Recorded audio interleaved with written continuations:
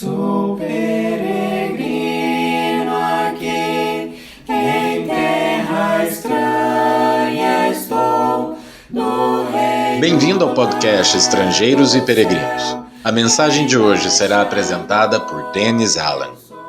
A reflexão de hoje se baseia em Salmo 16. Se você tiver a sua Bíblia, pode acompanhar no próprio Salmo 16. Vamos pensar sobre o Santo Exaltado. No final do episódio, darei a resposta à pergunta 736 e a nova pergunta do dia. Salmos messiânicos são aqueles que falam especificamente sobre o Messias, servindo como profecias de alguns aspectos da missão do Cristo. Várias dessas mensagens proféticas são citadas no Novo Testamento para mostrar o cumprimento em Jesus. As listas desses salmos podem variar um pouco conforme interpretações de estudiosos, mas quase sempre essas listas incluem Salmo 16. De fato, o apóstolo Pedro fez uma citação específica de 4 dos 11 versos desse salmo, quando ele falou da ressurreição de Jesus. Ele afirmou, em Atos capítulo 2, que Davi fala a respeito de Jesus. Aproximadamente 1/3 da mensagem de Pedro no dia de Pentecostes, conforme o registro de Atos 2, foi dedicado a essa profecia e seu cumprimento em Cristo. Ao ler o Salmo 16 inteiro, podemos entender todos os seus versos como palavras que Jesus poderia ter falado. Ele começa com um apelo a Deus por proteção e uma declaração da relação exclusiva com Deus. Ele diz, no verso 2, Tu és o meu Senhor, outro bem não possuo, senão a ti somente. As frequentes orações de Jesus revelam a intimidade que ele sempre teve e ainda tem com o Pai. A primeira parte do trecho citado por Pedro alude à posição exaltada de Jesus na presença do Pai. Pedro cita o verso 8 que diz, Tenho o Senhor sempre diante de mim, estando ele à minha direita, não serei abalado. Pedro cita também Salmo 110, um outro salmo messiânico, para reforçar o ensinamento sobre a exaltação de Jesus no céu, depois da sua ressurreição. Ao mesmo tempo, nós podemos ver palavras que representam a atitude de Davi. Ele também achava prazer na presença do Senhor e dos seus santos, como fica evidente nos versos de 1 a 6.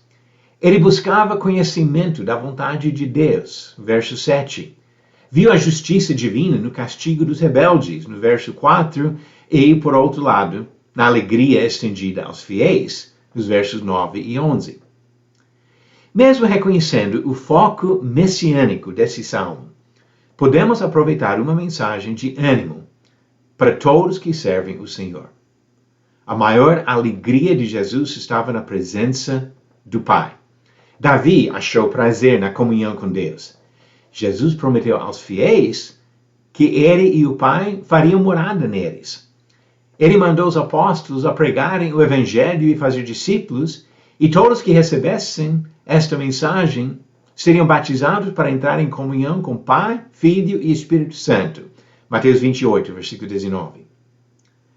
Moisés, um outro homem que entendia a bênção de estar na presença de Deus, disse ao Senhor, no Salmo 90, verso 14, Sacia-nos de manhã com a tua bondade, para que cantemos de júbilo e nos alegremos todos os nossos dias. Seja para Jesus, o Messias, Davi, o Rei, Moisés, o libertador de Israel, ou os santos hoje, não há alegria maior do que a comunhão com Deus. Vamos partir agora para as perguntas do dia. Pergunta 736, talvez não foi uma das mais fáceis. Qual dos seguintes homens não foi citado por nome como destinatário de nenhum livro do Novo Testamento? Alternativas: A. Barnabé, B. Tito, C. Teófilo e D. Timóteo.